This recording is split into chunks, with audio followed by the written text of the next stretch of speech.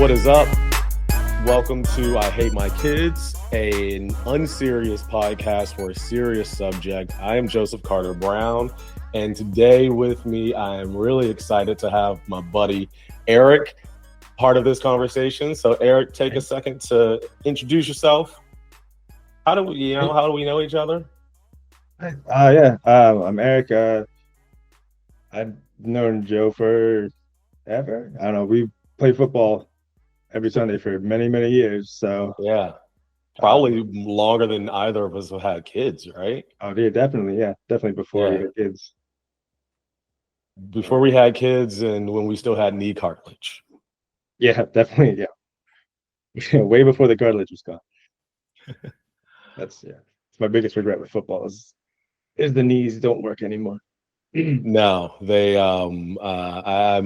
I'm now having to wear the knee braces, and every day on the way to the football field, I'm like, how many more you got in you, Joe? Like, I, when's it gonna be over?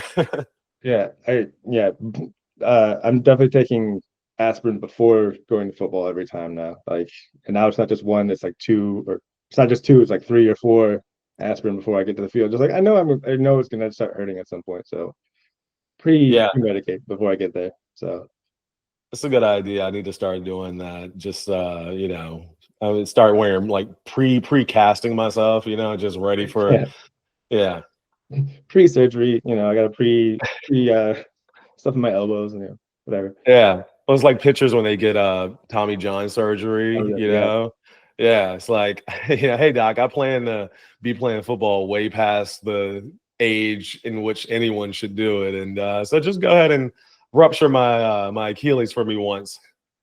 right. Yeah, the only thing with that is they're getting their tendons from their self, so it's still a young one. Like if we were to do it, it's like, oh yeah, just get your old tendon from somewhere else in you and replace your other old tendon, so it still doesn't work. I wish Yeah, it were like a junkyard, you just go and find an old Honda Civic and pull a femur bone from it and throw it in. yeah. The cyborg future we're looking for. Can't wait.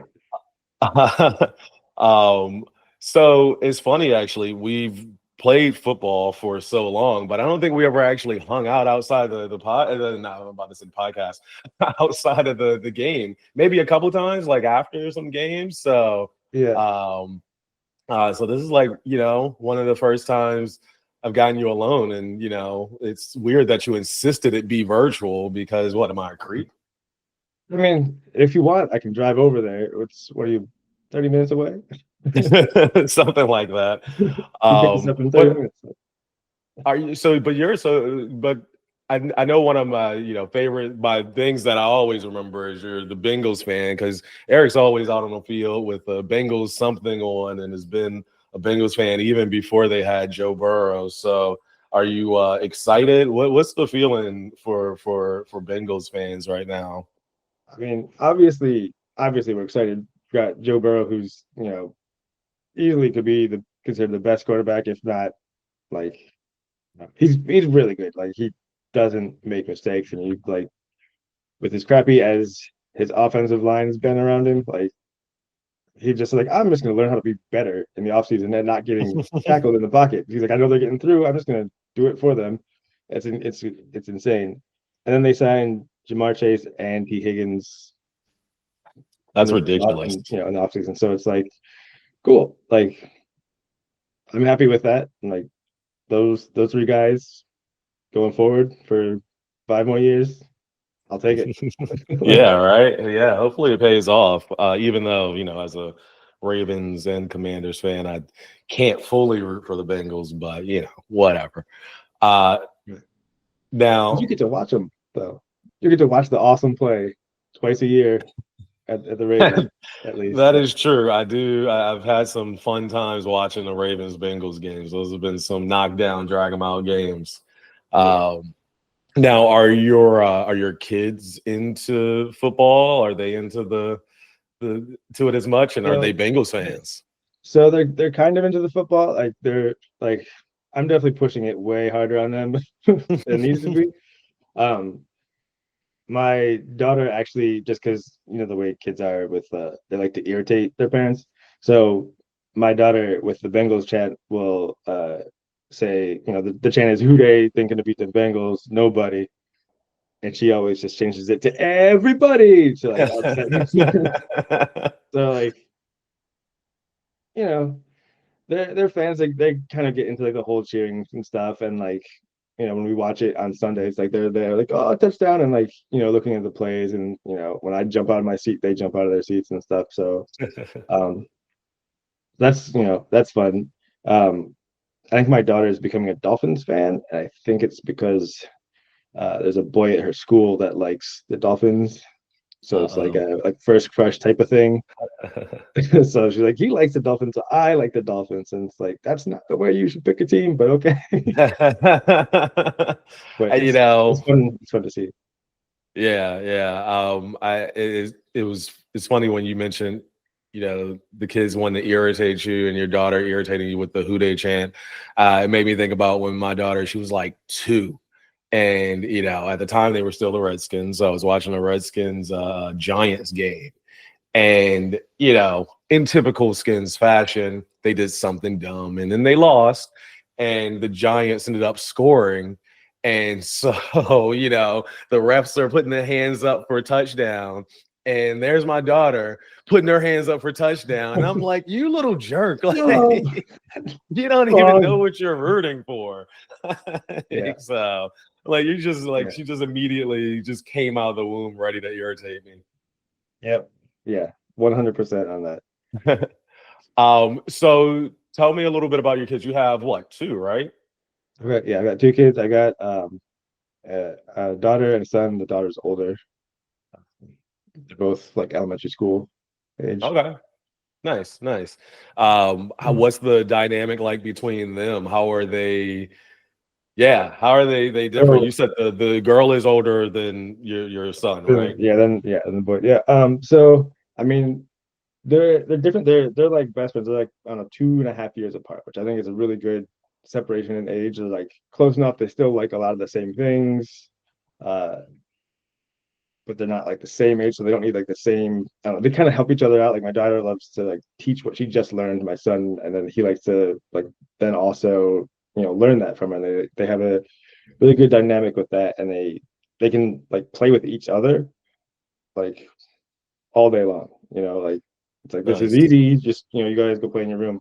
Up until like a month ago, and like now it's like every 5 minutes to fight. So I guess they got to that phase, but um, but I don't know. I think it's the perfect age gap, and yeah, it's fun to watch how they play Yeah, together. yeah. So how is being a parent, being a father different than what maybe you imagined? And did it and is it different for each child? You know what I mean? Like you imagined it one way, had this change of thought, and then a couple of years later, here comes your son, and you had these new ideas that then got shattered again. So has that Yeah, happened, or what's that been like? that's like exactly what happened. So with my daughter, like we were pregnant, and it's like I hope it's a boy because like I'm a boy, like I understand what happens when you grow up and like all this stuff. Like I was like super afraid of having a daughter. And then we had a daughter and it's Mhm. like, this is awesome. This is like super easy. It's like not nearly like all things I thought I was afraid of was like there's no issues. And I was like, I hope we have for the second child. It's like, oh, I would love to have another girl because this is super easy. And then we had a boy. And it's like, oh, okay. Well, I guess there's this and that was what I wanted the first time. So like I know how to do it. But man, the second kid is just like it's not twice as hard. It's like 10 times harder because like you can never you never get like a break. You can't be like, all right, like you watch the kid now. It's like, Right. well, if you gotta get this one, then you take this one. It's like I don't want either of them. Like I need like you have to watch both of them now. And it's just like you don't get that break anymore once you have the second one. So um the first few years, when they need like constant care was difficult, but like now they play with each other, it's a lot easier. But I don't know, girls and boys are so different. Like my daughter at like I don't know when she was like 2 or 3, like she was like doing puzzles and stuff and like kind of quiet, like learning stuff. And my son, when he's 2 or 3, he was just like running as fast as he can at the wall and slamming into it. Like it's just like I don't know where, like, you're not learning that from somewhere because that's not the thing. Is just like boys and girls are so different, and it's like I don't know why they just that's just what he does. Like I tell him not to do it, and he just full speed slams into the wall because he wants to see what happens. Like Fuck around and find out, I guess, yeah, That's all yeah, you can do. That's so.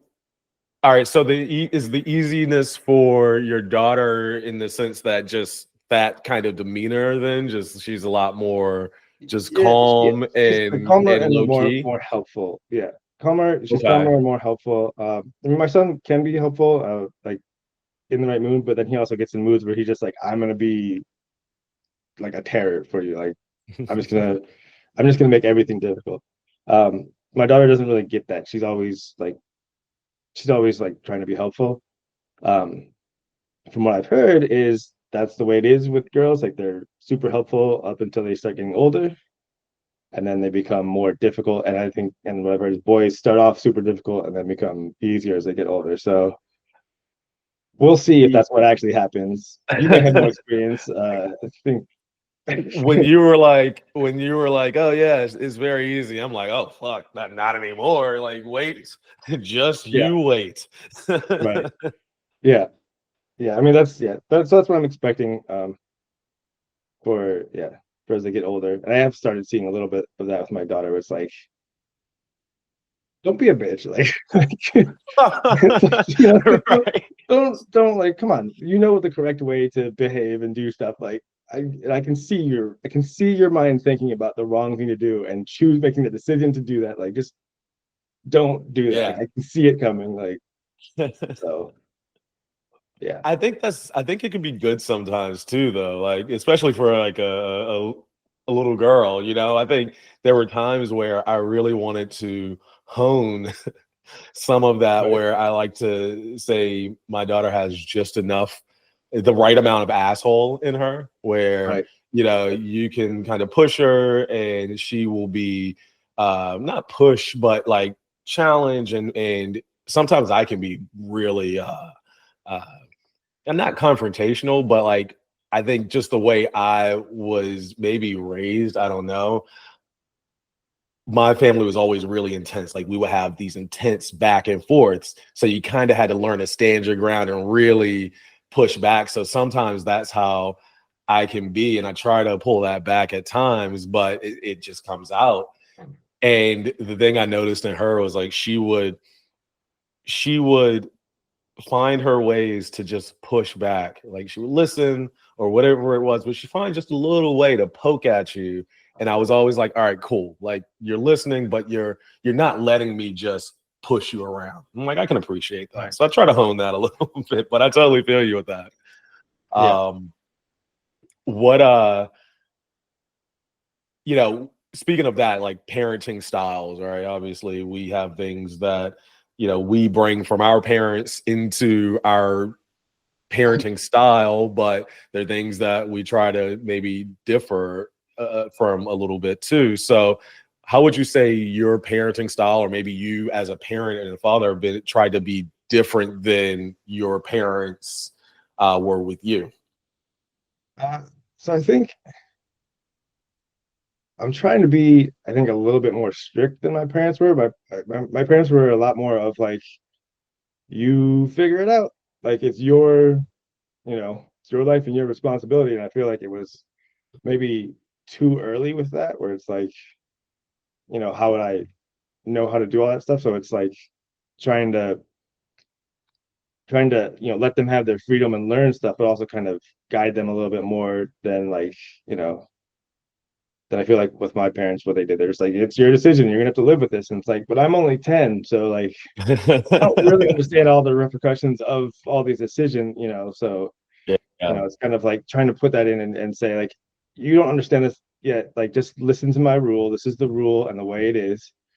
And then when you're old enough to understand that, then we can, talk about adjusting that rule, to let you expand and grow as, yourself. So it's kind of like adding more guardrails in, but like with the expectation that, they're going to be removed at some point. Got you. Yeah, yeah. I think that makes sense. And but I will say like sometimes that freedom is nice. Like for you, there's the video of you at like 14 driving to Woodstock 99 by yourself, and Right. you know, mosh pit to Limp Bizkit. I remember that. Right. So yeah. So I think that actually reminds me that there was something I really liked that my parents did, and it was always the because like your kids are gonna run away. They're not run away, but they're gonna like go out to things they're not supposed to. They're gonna go to parties they're not supposed to. They can go to clubs. They can do all that stuff. And so my parents knew that, and I think this is a good thing that I can do with my kids. It's like, don't lie to us and say you're going somewhere else. Like, just tell us where you're gonna be. Yeah. That's all. Like, because you're gonna do it anyways. Like, we'd rather know where you are in case something happens, and then we know where you are, and you can go out, and you don't have to like, you know, sneak out or whatever, because you're gonna do that anyway. So just go out, and you have permission. Just tell us where you're gonna be. Like, that's the only like Yeah. rule. Which I think that was good. The other one was you can always call could call our parents and say parents are making us come home. So we could blame like if we're uncomfortable with being somewhere, like oh my parents say I have to come home. They're like they're assholes. They're making me come home, even though we don't give a shit. But it's just like Right, if right. you're uncomfortable, we'll come get you. Blame it on us. Say it's our fault that you have to go home. Like Nice. so, I think those are two things I do want to keep. I like those rules a lot. Um, Yeah, yeah. but we're not quite at the point of sneaking out yet, so Right, right. not quite Now, where. do you ever try that with your family, like your wife or your kids? You're like, oh, my parents said I gotta can't do it today. Every time it's except it's the doctors or it's the football like only my football crew said I had to stay out and play longer. I had no choice. Right, right. Like we're demanding and we expect loyalty and complete fealty. It's true. The whole thing will fall apart if I'm not there. Hey, how are we gonna set up the field? How? Exactly. Stones aren't None of gonna us fit know how inside to that thing. measure. It's not even um, measuring, it's just walking straight. yeah, I know, right? It is. It's just walking straight, and everybody's like, "Is this straight?" It's like, Right. who And knows? why are the cones all to the side? Just pick a point and walk to it, and then the cones will be in a line. Yeah, yeah. So how would you say your kids are like you? Um, they are super annoying, uh, which is like exactly like me. And then they're also super stubborn, which is like me and my wife. So I think they're like double Oh, stubborn, which is oh. like I'm stubborn to be irritating up to a point, and then my wife is stubborn like because she's not gonna give at all. So This it's is like a they're stubborn bookend. just to be irritating, and then they don't give because like there's like I'm just like planting my foot and not going. It's like, but you were just being stubborn and like to annoy me, but like now you're just doing it like because you're not gonna let go of the position you're in. So it's like that double stubbornness is like a little bit too much. But yeah, they just like to irritate, which is whatever. That's how you test people's boundaries and see what they're okay with. So It really is. as long as it's in good fun, like you don't irritate people to make them uncomfortable. You irritate them to make them laugh, and then Right. you know to get them out of their bad moods and stuff. So Yeah, yeah. No, I mean it's definitely true. A little bit of good natured ribbing is always helpful. I've actually found that embracing a bit of that with my daughter has made us probably closer because mm, there's like an honesty to it where instead of trying to always appease or make her feel better, like sometimes just being like, yep, it sucked. yep, Like she's on the pushing badminton through. team and yeah, like she's on the badminton team, she's never played before, so she's of course not going to be great at it. And she's can be a bit like me where I want to be good at things right off the bat and Yeah, you get really frustrated. And yeah, I could see her getting mad. And me and her mom are at the game, and her mom was like, "You did great," and I was like, "No, you didn't. You kind of sucked, but it's cool. You got out there. Keep going." And it's like she kind of laughed and lightened up. And yeah, sometimes that balance is not easy. I got to be careful yeah, with it, but yeah, for yeah. sure. I think it's important too, because I mean, because as like parents, like we're the ones that can give you this guidance and the feedback, but like you don't have to worry about like we're not gonna ever like not love you anymore because because of this. But like in the world and everyone else, like everyone else is not. fall into that same, the umbrella of care and love for you. So like it's nice to hear it from somewhere that like that it's just from love as opposed to hearing it from someone else who's like just an asshole and like, you know, Yeah. like you're gonna have to deal with that in the real world. Like test on me, I can handle it. Right, right, exactly. I was just saying in to a buddy in the last show about that idea of a sandbox and kids needing a sandbox space, a place where they can just test things and try them out. And I've definitely noticed that, you know, I slash we, my ex-wife and I are our daughter's sandbox space because she will push those limits.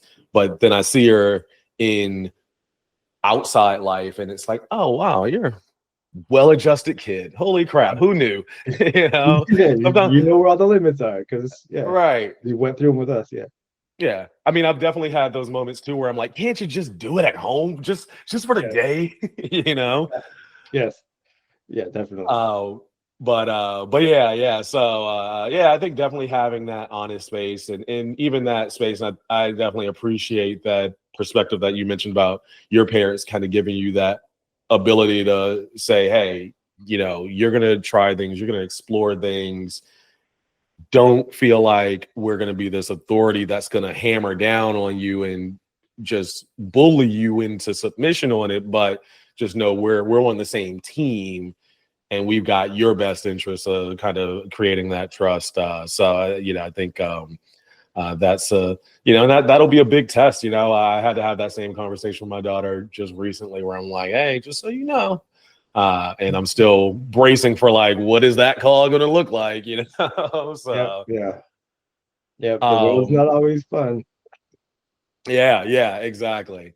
So speaking of not the not fun part, what is a say like a difficult test you faced with your children, a child that you want to share? Was anything that you've ever looked at and just really had to bear down and dig deep as a father one? So, I mean, I think it goes back to just like the whole irritating people thing. And just like as kids, they don't know where the line is. They haven't learned all that stuff yet. And it's just like trying to keep calm and keep my patience with them when they are, when they're way past that point. And like, I'm just super upset. And it's like, they're just kids. So you have to, you have to be able to balance that and realize they don't understand the limit yet. They don't understand that they can't stop. They've got to control, an emotion or something that they're just, they're experiencing an emotion that's really hard, and like it's frustrating, and just trying to not overreact to that because I mean, you know me, I'm pretty calm, even keel. Like it's hard to upset me anyway, and like they can upset me like in like 2 seconds flat. Oh They can make yeah, me upset, and it's like it's only because I care so much about them that they can upset me. Because like that's the right. whole thing. It's like I care about you so much that like this is upsetting me. This is the only reason I'm upset in this situation is because I care about you so much. And it's like trying to think about that to like calm down and you know not overreact to stuff that you know it's just because life is stressful and I'm stressed out. I don't want to overreact, and that's the biggest challenge with handling them. It's just not overreacting. So, which is also their issue too. So I guess that's another trait that they've gotten from me. So Yeah, I think it is a difficult balance to not overreact because I think I'm kind of the same way. Like it's usually pretty hard to get me to go too far out of a certain range. And I would say that my daughter's kind of forced me to learn to embrace some of that because or that ability to step out of that, because that same exact thing where she would at times be like, you're so nice to everybody else and you're always, and I'm like, because I actually like you and I want to right, see you do well. right, yeah. It's because that's how much you like. That's how much I value you. Is like I'm willing to change my normal behavior to try and help you through this, which seems weird at the time because I'm most likely yelling and angry and like, you know, the normal like men dad thing where, we're allowed to be mad and angry. That's like what we do. So, Right. you know, it's because I care about you so much. I don't care about that guy in traffic who cut me off. I just yell one thing and then it's over. But like, if you did it, I would be so furious because like, why are you gonna get in an accident because you're doing stupid things on the road? Like that's Right, right. that's the difference. Because I Yeah. care. Yeah, and and I think that that's the tricky part is I think there's also a balance to that too, like I know that there are times where it that does happen and it's like, yeah, I care, and then I have to also look at it and be like, oh, but that's not the appropriate way to handle it. So now can then go back and be like, yeah, but just because I care, it's not, like doesn't mean it's okay to do Right. this, and so it's almost like it like forces you to start like reconciling with how you even handle things or do things, not just in that knee jerk, like you said, stepping out of your normal way of acting, but even in the ways you start to consciously act. So curious, as a parent, how has that forced you to really kind of evolve and change for their benefit? Yeah, I mean, it's learning about it's learning to identify when you are going past those points, and then coming back to your kids and being like, I'm a person, I also make mistakes. Me reacting that way, that was a mistake, I shouldn't have done it. And I'm sorry, because I want my kids to be able to apologize also, like identify you made mistakes, apologize, and then you can move on. That's the fastest way to move through life, as opposed to a lot of people don't know how to apologize, and then there's like resentment in relationships and like all these issues with just like unspoken things. It's like just apologize. Like, people make mistakes and it's okay to make mistakes, and if you don't apologize for mistakes you make, even if they may have been justified a little bit, coming from the father side, like, it's, I don't know, that's just the way to grow, is apologizing, make mistakes, and learn from it. Yeah, yeah. That can be tricky just because I think that, like you said, you have to kind of learn to break probably your own bad habits, things that you don't like in yourself, and then you find yourself maybe projecting those things on your kids, and then they are, but they still get to be whoever they are, no matter Right. what you do.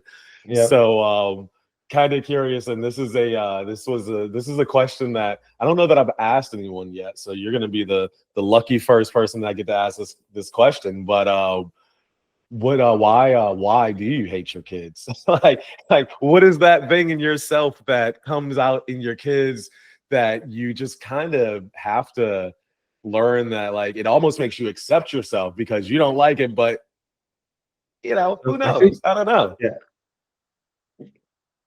So I think that it actually is this. It's the fact that they can get under my skin. They can irritate me.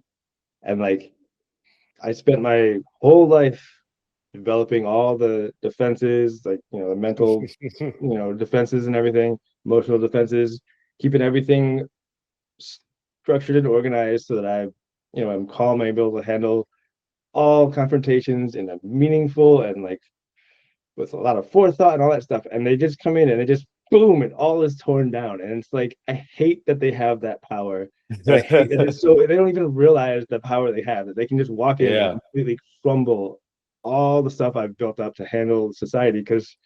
And it's because I love them so much that, like, it doesn't matter. I can't have the whole wall and everything with them because they have to be let in. So Right.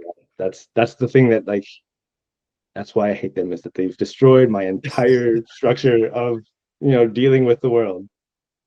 But I mean, that's what kids do, right? Yeah, yeah. No, I mean, yeah, they're like little mirrors in so many Mm-hmm. ways. And that I mean, I really appreciate that answer just because yeah, it's such an honest answer. And I think that, as you were kind of talking about it, it's like, yeah, you build up these defenses, these walls, and it's kind of like this protective thing that you have around yourself. Yeah. And when it's really like it's an acceptance thing, right? Like sometimes it's like you're shielding people from things that maybe there's that sense of shame or that sense of whatever it is, and then your kids just break that down to a point where it's like, oh shoot, I can't change this. I can't Yeah. do anything about it except learn to actually love that thing in me that I may not have liked, Yep. Yeah. It's like, yep, Um, you're right. What you just said about me is right. That's what like when your kids say something to you, or like, why is this? What's like, oh, yeah, you're right. Great. I have to deal with that. yeah, yeah. So yeah. Yeah, I mean, my daughter, like she's got the. I appreciate that she has a healthy love of like negotiation, Mm. and just this ability to debate. And she will just say things sometimes where she'll make me stop, and I'll be like, "Crap, I'm being totally silly right now." Like, I'll be again, and it's like because she's doing something that I don't like that I do, and then she'd be like, "What's so wrong with blah blah?" And I'm like, "Shit." There is nothing wrong with that. Crap. Like Right. all this time I thought something was wrong with me that I'd wasted, Yeah. So Yeah. Yeah. That's interesting. That's interesting because I still have it. Cause I think 'cause my kids are younger than yours, so I think you're getting even more complex things that she's kind of tearing apart with you, or making you right. rethink at least. Like I haven't thought about that yet because right now it's like the much simpler things, but like I guess that's what I have to look forward to is they're gonna keep getting Yeah. smarter and clever and more insightful and be able to Yeah. like, oh, here's why you are a bad parent. You did X, Y, Z. Like, oh yeah, yeah, great. So Yeah. yeah, Now my kid I'm just walks in excited. the door from school and sits down on the sofa and goes, "So tell me about your relationship with your mother." And I just lose it. She starts writing in her notebook. I'm like, "Where the hell did this come from?" Yeah, can't wait for that. That'll be a wonderful, wonderful experience. So, how long did it take you to really kind of fall in love with your kids? Did that feeling, like I believe that there's this feeling of love, and I believe it maybe, I assume it's probably like unique to fathers because of just the biological element of going, the mother and the birth process and so forth. And they had that 9 months of connection or whatever. And so there's like this inherent connection. And, I think that as a dad, from my perspective, it was like, oh, I know that, like I love this person immensely, but I'm gonna continue learning how I love this person. So was that how has that been yeah, what has that process been like in your experience? So yeah, so for me, I mean, it was pretty quick for me to like fall in love with my kids. Like my daughter was Oh, what, you born think you're better than me? relatively. No, I'm joking. No, I mean it was just it's she was born. They like handed her to me, and like I just like had a tear in my eye. Like, oh, I don't like you know, it's like this is a person that's me. Like that's Yeah, right, it right. just like kind of blew me away in every aspect of it. Um, with my son, it wasn't quite the same, but it was. I think maybe the day that we left the hospital, we were waiting for him to to pee before like we want to make sure that he Mhm. can actually pee. Like, there's no issues with him, before we leave. The hospital was like it was in the middle of COVID when he was born, so it was like it wasn't like a long stay. It was like you give birth and then you get out, but it's like they still wanted to check stuff, and like he just wasn't peeing. So the nurses looked up, uh, ways to make a baby pee, and they found something. It was like, oh, if you put them just like in warm water, like put their butt in warm water, and they'll pee. So they tried that, and the nurses put him in the thing, and he immediately peed right in the nurse's face. And I was like, I love him. Like this is he irritates people. That's Like my boy. that's exactly the thing. Like, and it was just like, like I know I'm gonna have fun with them because they're fun without even trying. You know, Yeah, yeah, when they're born. So yeah. I remember when my daughter was born, they immediately took us into the room and were like, let's show you a video about why you shouldn't shake your kids. And it was the wildest thing in the world. Yeah, Like, holy there's, shit, there's this so just much happened. about that. Yeah, There's, and then, I mean, I guess it makes sense, like for why they sure. do it all the time, but also it's like cool, man. I get it. Like the first time you said, when you told me don't shake them the first time, I was like, cool, I got it. Like you can drop it at that point. Like I don't need to like continue seeing more stuff about it. Yeah, After a certain point, it starts to have a negative effect. They're like, they're doing so much work to tell me not to do it. Like maybe they're hiding something. it's a secret. It makes them a secret. Yeah, it just makes their brain work better. It's like when you have to shake up the Guinness to get the Yeah, thing that, yeah, children are like Guinness. That's what we've established here. pretty much. Yeah, you used to like them, not as much anymore. Yep. It all, they're frothy at birth. Like there's Yeah, a whole thing there. So I think we're working out an yeah, idea here. yeah. It's the baby beard, right? The baby Guinness. I don't even know where to go with that, so I'm not even going to keep going. It's the perfect segue.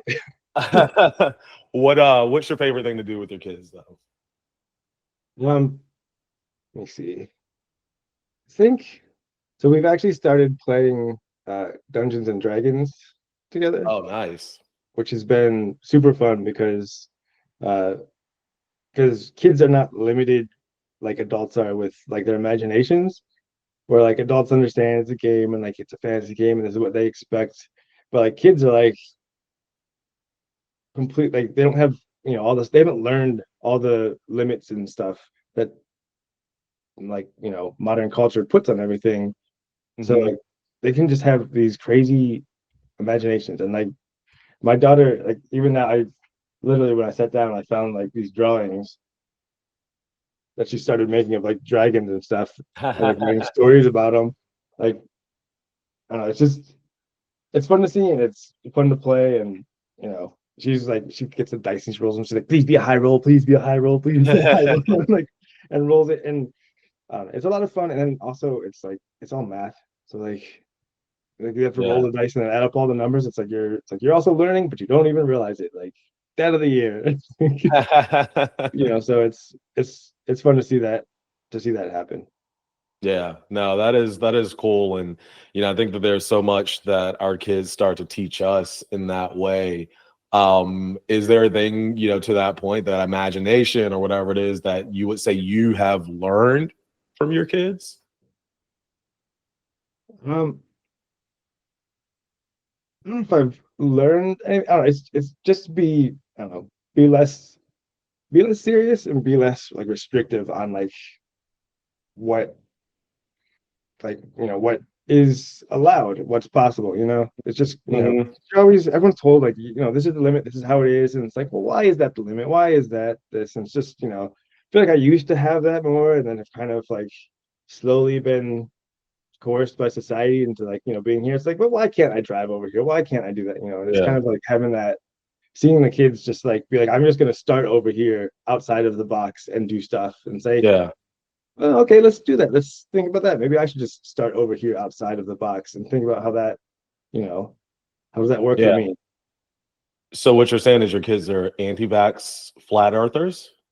Well, no, that's ridiculous. They're like, who said because that? because both of those things can be proven clearly.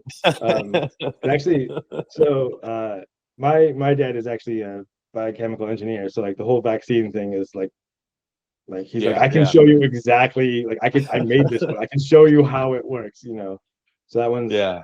pretty easy. And then the flat Earth thing is like my pet peeve. The whole uh I don't know if you've been to their website, there's a website for like the whole flat earthers thing. Really?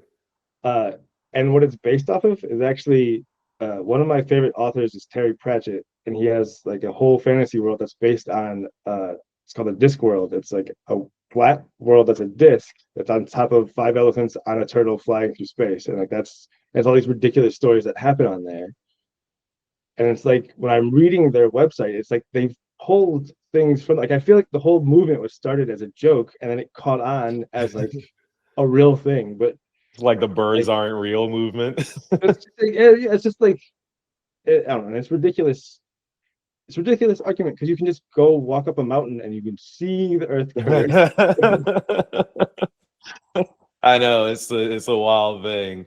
And yeah, exactly. It's like for as unaware sometimes as kids can be, there's certain things where you're just like, even you have some common sense and Right. can Yeah. You can just feel understand this concept. So I'm curious as we start to wind down here, especially because you have younger kids, and I have noticed that with the name of the podcast, like older kids and parents of older kids tend to get it right off the bat. Like they kind of laugh and like, I get it, funny. And there's not a lot of consternation around it. But I've noticed with parents of younger kids, they're like, ooh, and it's like I kind of have to explain the name a little bit. And I kind of get it because I'm like, yeah, I get it. Kids don't always understand nuance or subtle humor or whatever it might be, tongue-in-cheek stuff. I figure that as kind of the closing goes, because who knows? I mean, I think that like as parents, in certain conversations that are for parents only, like we get to talk a little bit of shit, and they don't have to be for kids. But let's just say like in like a few years, maybe your kids come across this episode and they're like, "Holy shit, that was on a show called I Hate My Kids. What the hell?" So to close it out, if there's one thing you could tell them that maybe you haven't told them before, one thing that you would say to them about being on this show and letting them know that it's all good and fun and whatever it is, what would that one thing be that you would tell your kids that you would want to leave them? So I think the one thing I would tell them about being on this show is that uh, it doesn't change how I feel about them. I love them immensely more than anyone else, and that's the reason that I hate them. And it's not actually hate. It's just frustration that I am so out of control of the two things that rely on me the most. That's all it is. Like everything else that relies on me, I can control because it relies on me. But they rely on me, and I have almost no control. So Right, that's right. that's the frustration. But yeah, Yeah.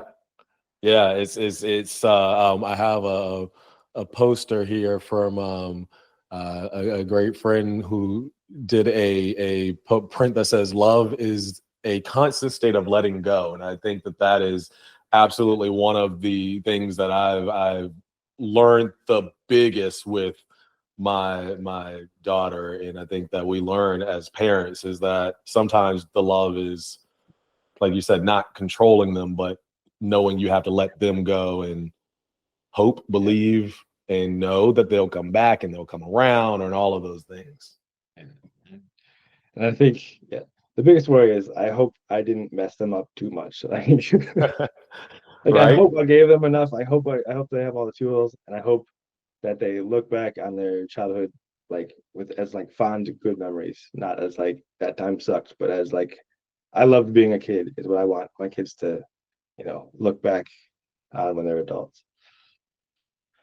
I totally feel that. Well, I think that is a wonderful note for us to wrap up on. So, Eric, I want to just say thank you so much for joining me, for trusting me with this story and something that can be so sensitive and so forth. And I can definitely say, knowing you for longer than either of our kids have been alive, I know that as much as you say you love them, you love me more, because I mean it's about You how were there long first. you've known It's a person. yeah, Right, yeah, right. It's who gets there first, and yep, then from yep. there, everything else is whatever. But other than that, you love them more than anything. So I'm just reading the subtext there. Yeah. No. Yeah. But no, I mean, seriously though, Eric, I've always known you to be a genuine person, just an honest and open-minded, fun-loving person. And I'm sure that, if your kids are anything like you, and I haven't had a chance to meet them or your wife yet, but just knowing the type of person you are, the type of people you put yourself around, and the conversations we've had, that you're doing a wonderful job. And I'm sure that every kid's gonna have that thing that no matter what you do, they are still going to talk to their therapist at some point and be like, "Fuck my dad for that shit," and you're like, "I thought I was loving to be the best," but I know that everything is with good heart and with love. So, I will say, I love you, man. I really appreciate you being on this show, and thanks for sharing with me. Yeah. I love you too. Thanks for having me on here. All right, thanks. Oh, I'm gonna stop the recording now, and then we can kind of close up here. But And we can talk the real shit, right? Thank you so much once again for listening. Please subscribe, like, follow on whatever podcasting platform you're using. If you have any inquiries or comments, feel free to reach out to me at ihmk@dosomething.design and let me know what you thought about the show. If you have any questions, or just send me spam. I don't know. This has been a Do Something Design production. All audio edited by me, Joseph Carter Brown. Intro music is Beat 10 by the Open Music Archive. And exit music is The Georgia Stomp by DJ Assault. Both are licensed under the Creative Commons Attribution 4.0 license, available at creativecommons.org/licenses/by-SA/4.0.